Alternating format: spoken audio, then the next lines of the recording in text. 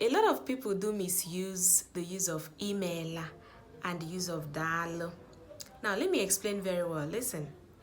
Email simply means thank you. It means thank you. Email.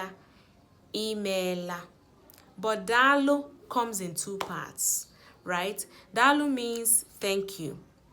Dalo means well done, depending on the context. For example, let's say you are busy doing something, you are washing or you are cooking, and someone who is passing just want to compliment what you are doing. The person can say, Dalo.